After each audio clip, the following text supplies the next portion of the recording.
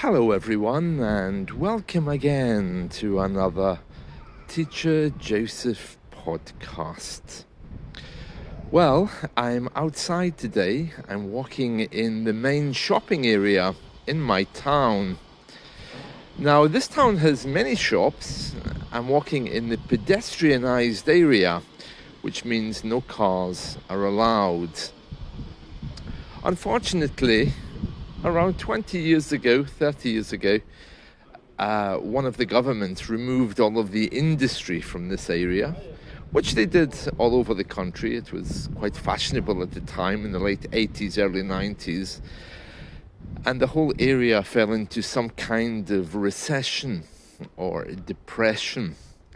And the reason for that is because when you don't have an industry, the people were unemployed and there wasn't a lot of money going around. So as a result, many of these shops were boarded up and closed. And it stayed like that up until around, I think, maybe 10, 15 years ago. And the government started various initiatives to bring them back or to try to open more shops. And then they built a huge shopping mall outside of town, which meant any shops which were here quickly moved. And the locals often refer to this area as a kind of a ghost town because there's really nothing here.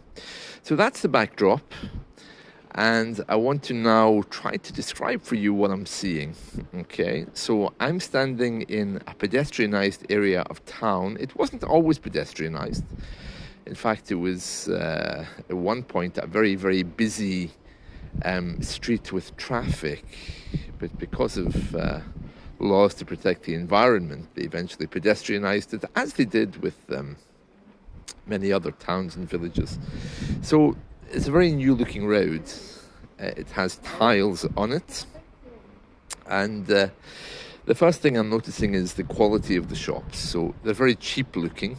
The first one is a pound shop, everything for £1. It's called Pound Stretcher. And next to that, there's a dilapidated shop, which was a travel agent, but that's long since gone. There's all kinds of adverts on it for a circus, which I think was from 2022. Next to that, there's a bank, which surprisingly is still open. A lot of our bank branches are closed. And then next to that, there's a huge old shop lying empty. I can still see the sign. It's called Marks and Spencer. There's some graffiti written all over it. And then next to that, there's a new shopping mall they've built with lots of empty places in it because not everyone can afford to have shops, of course. On the other side, there's a cafe. And I'm just looking at that cafe now. I was there yesterday. It was delicious, actually. I had some kind of egg thing. Very nice, really. And a newsagents where we buy newspapers. But again, I'd say those days are numbered. And I'm standing outside a shop called Thread X, which is where you go to have your eyebrows threaded if you're into that kind of thing. Ahead of me, there is actually a really, really huge old church. It's closed down, but the building's still there. It's now some kind of conference center. It was called Coutts Baptist Church. It was known as the Baptist Cathedral of Europe, so that gives you some idea as to how big it is. Massive, absolutely huge. And now it does nothing. Absolutely nothing. They couldn't afford to keep it open. And the government, I think, intervened to try and save it, but I think it's still owned by the government now. It's certainly used by them. The library and museum, they're renovating, so there's workmen on scaffolding there. A few hairdressers. Again, a boarded up pharmacy saying under new ownership, pharmacy and travel clinic. Oh, well, that's interesting. I know where to go for my jabs if I ever go traveling again. And now I've just turned around and walked down to the end of the pedestrian centre. And there's a huge town hall. Now that's all closed up as well. It's not used anymore, but they've renovated it and they're trying to reopen it. But it's not, I mean, it doesn't have an office in it. I think, as you know, town hall is usually the word town hall means civic office for the government. But we've really moved past that here. They've all built government offices behind the town halls or in other parts of the town. So it was a town hall, really, still called the town hall, but it's just like a theatre or art exhibition space. And it's closed now anyway for renovations. Okay, I'm now in the main square of my town. Every square in the UK has some kind of war memorial dedicated to the First and Second World War. Now, I can understand why they do that. Obviously, it's a historical thing, and these monuments are protected, and they have the names of the dead written on them, people who were killed during the war. I think most places across Europe have one of these. Yeah, and there's flowers at it. Obviously, people remember, but everyone's getting older, so I don't know how long these things will last, because I think people these days aren't so interested. And also the different faces of our institutions, like the government, the military, and the church, these are the ones who keep this alive. So I think if we think about the churches, they're all closing now. I think there's only one or two left in this town. It was very religious at one point, but only one or two left. So once they go, there's no military bases around here. So I don't know what will happen to memorials like this. Who will protect them or look after them or lay flowers at them? So that's another British tradition which will be disappearing soon. Now, yeah, there's another bank. Oh, well, that's good to know. They're still open at least. And yes, another shopping centre, which I'll be going into in a second. It's a little bit dilapidated, this one. I mean, it's very nice that it's there, but it's hardly top of the range, you know, which is a great pity.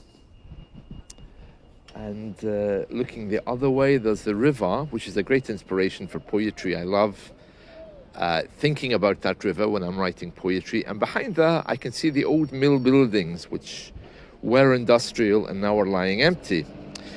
They've kind of converted them into office space, which is nice. So that's looking nice. And there's a statue of a very distinguished gentleman. I don't know who he is. It might be Mr. Weatherspoon. He was a famous religious man around here. Oh, here we are, yes. The statue of this man is Mr. Coates, the one who built the Baptist church I was telling you about earlier. He owned those mills, the buildings I can see in the distance. So that's very, very interesting. Yes, so there we are. So I'm just trying to walk down off this war memorial. If any of you have Scottish ancestors that you're interested in, and you know come from this area, tell me, because all the Scottish records are online. I might be able to find some information for you. Okay, so now I'm approaching the train station. The one thing I'm noticing today, more than ever, and it is very early, but the one thing I'm noticing really is diversity. So most of the people that I'm seeing who are out and around and walking about would appear to be Indian, African, people of other nationalities generally. And they're all hurrying to their jobs and work. This is an unemployment black spot. I think once the town fell into...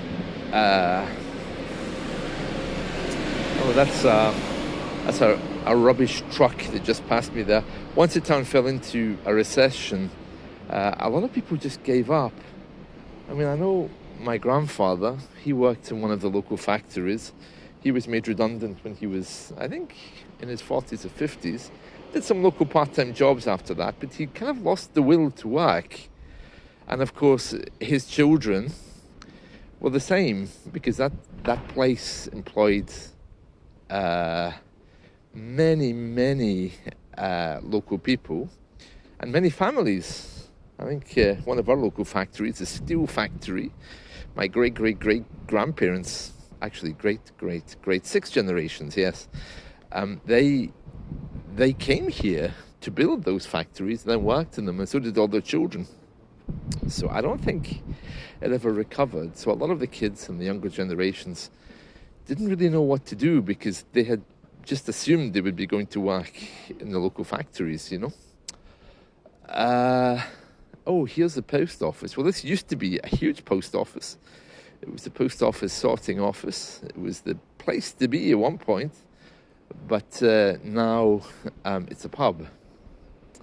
So everything is becoming very glamorous and entertaining, but the actual things which we had that we needed to get things moving have all gone.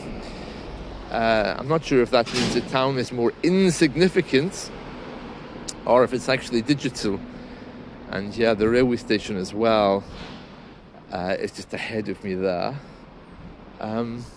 Yeah, very nice and lovely place. Yeah, lovely place. I mean, I was born in this town, so it's very nice. I can hear the church bell ringing behind me. It's not actually the church bell. They have a bell on top of the old town hall building. So lovely. It's very grey looking though. I think it's because they built it that way. It looks very Victorian. Lots of grey buildings, red sandstone buildings as well. And that's it. So I'm now at the shopping centre. I'm just about to walk inside.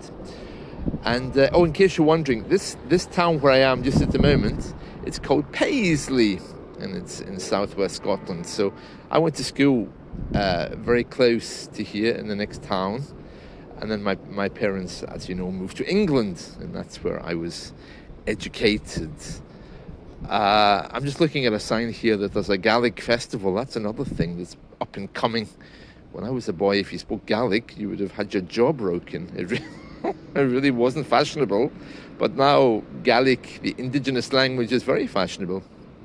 And yes, Mod Faslich is coming up soon. I don't know why they bother, to be honest, but at least it gets the people to actually do something. It's a Gaelic music festival, and I'll be there, of course, from the 13th of October. I'm sure you can find details online. And that's it from me. So I hope you've enjoyed this little walk around my town. There'll be no transcript today, unfortunately, because I'm out, and I'm not going to be home in time to do one, to post it. Okay, so yeah, have a look around the internet. You'll see some lovely pictures. On a nice day, this town can actually look quite attractive.